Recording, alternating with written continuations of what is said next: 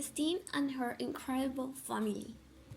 The author is Elena Sofia Leal. So let's just start to read the book. Once upon a time, in a distant town called Firefly, a beautiful girl named Celestine. Her beauty was heavenly and she looked like a doll. She has blue eyes, her hair is golden like gold, and a beautiful skin tone that sometimes it was confused with the color of the snow. Although she was very beautiful, Celestine was very sad because her family was poor and didn't know anyone more than her father, mother, and two beautiful rabbits. They lived in a small wooden cabin, very humble but cozy. To earn some money, she worked every day in the local market, selling fruit. Her dream was to be able to give her family a huge house. However, the reality was very difficult. Her father, Raoul, worked every day as a cook in the king's castle. On the other hand, her mother, Susie, was at home all the days and was a good dressed market who loved animals, especially two small white rabbits with beautiful blue eyes. They were called Timon and Pumbaa.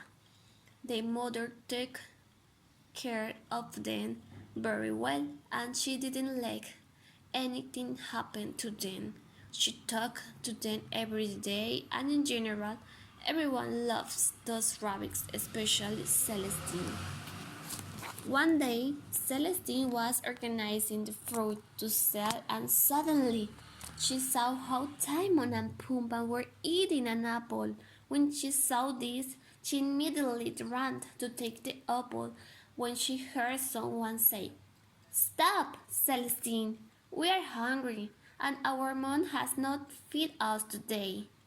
Celestine was very scared and looked everywhere to see who the person was who had spoken, and was surprised to see that she was alone with Timon and Pumbaa. Instantly, another voice was heard and said, "Celestine, you must share things with us. We promise not to do it again." Upon realizing this, Celestine looked at Timon and Pumbaa and saw how these were the ones who had spoken. She didn't understand anything until she had imagined it. So she ran out of her house and went to her work. In the market, Celestine felt strained and believed she was going crazy because she couldn't listen to the animals and could not stop listening as they talked until her neighbor's dog spoke to her and told something that had happened to her today. At the end of the day, Celestine decided to go visit her father. Although it was very late and the night had come, she needed to talk to him because her father was her best friend. The road was dangerous and dark. There were many leafy trees where wild animals live. Although she wanted to tell her mother, but she couldn't do it because her mother was very cold and almost didn't talk to Celestine. Celestine began her hike alone with a small backpack in which she carried some food, water, an apple, and a flashlight to illuminate. At the beginning, everything was going very well, and the forest was calm. However, when she reached a river, she realized that not there was a boat. So, to think what to do, she sat on the roots of a big tree and began to cry. When she stopped, saw how far away a very hungry bird came that wanted to hurt her. That's why Celestine quickly tries to climb the tree, but she was not able, And when she looked outside, the bird said, "What makes such a beautiful girl alone in this immense forest?" "I'm going to look for my father. He works in the castle." "Celestine is your name, right? Don't feel worried because you can understand me. You have a gift and two little angels who take care of you." "Today I discovered that I can to talk animals. Who are the angels you just mentioned?" "They are not exactly angels, but they protect you. They are your guardians. However, my interest is also to be able to tame them because I'm old and I don't want to die. So, tell me, where are they?" "You mean the rabbits?" "Yes. Now they are rabbits. I need you to tell me where they are." "I won't tell you. Mom loves those animals." "Then I have to resort to force," the bird shouted. "No, please. I just want to get to my father, and I can't tell you where they live." Then Celestine thought it was time to escape, so she decided to take the apple and throw it at the bird. Push! It hit the bird very hard, and he lost consciousness for a minute.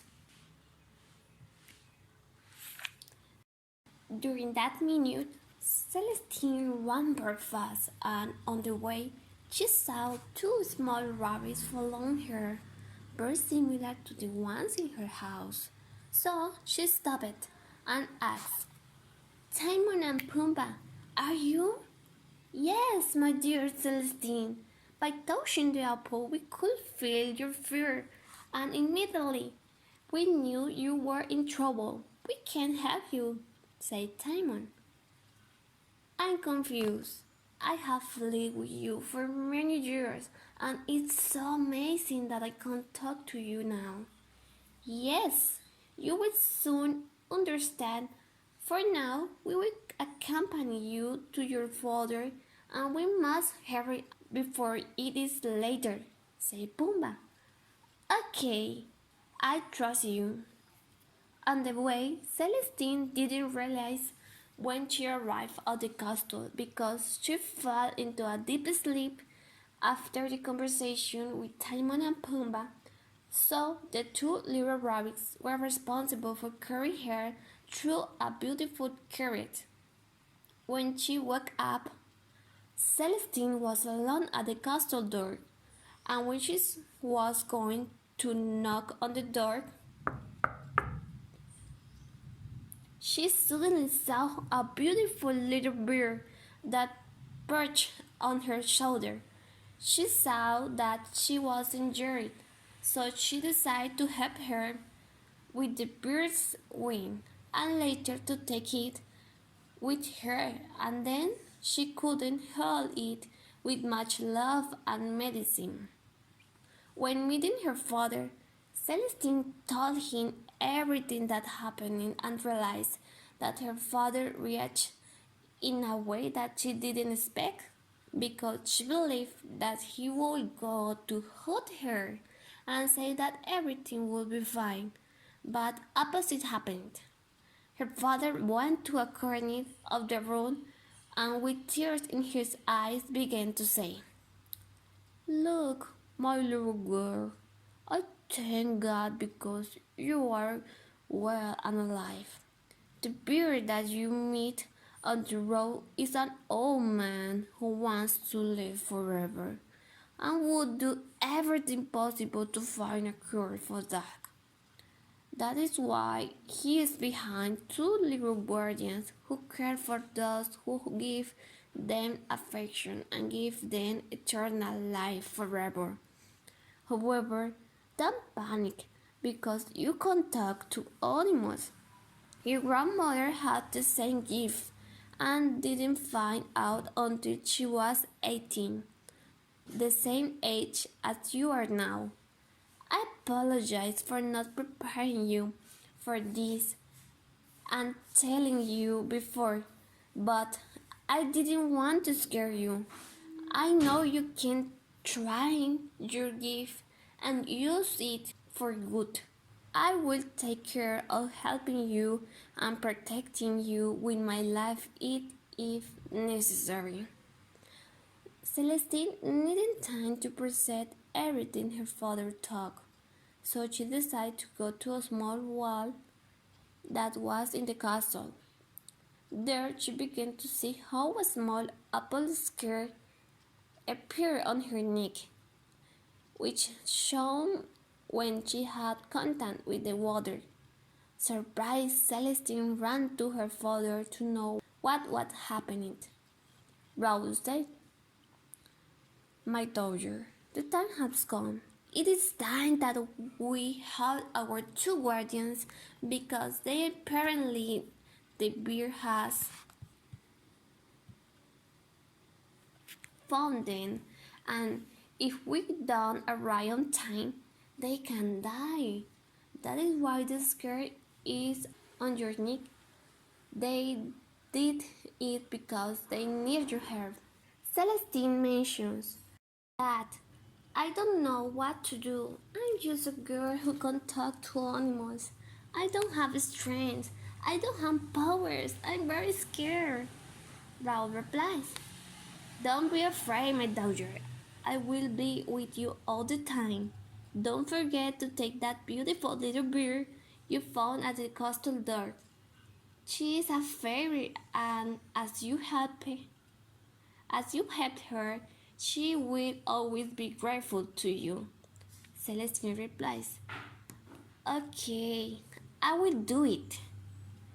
Raoul and Celestine began their travel in search of the two rabbits. Their only guide was the light coming out of the scar on her neck. When they realized the light indicated a small door that was in the trunk of a huge tree, they entered it and immediately saw the bird and the rabbits in a golden cave. The bird, noticing this, said, "Get out of here! This is my house and I need to eat." Celestine replied, "No, Mr. Bear, I won't do it until you give me my two friends." The bird shouted, "Do you want to be my food too?" "No, but I will not allow you to harm them. They are more than my friends, are my family, and you cannot harm them. Don't you realize that so much hate and bitterness that is in your heart had made you increasingly older? And you are alone. What do you know if you also keep alone?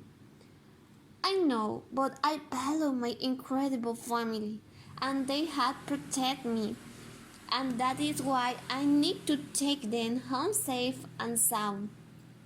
At that moment, the little bird, already with its recovery wing, began to fly in circles and suddenly became a beautiful lady who said, "Don't be scared, my little ones. I'm Berta, the grandmother of all of you.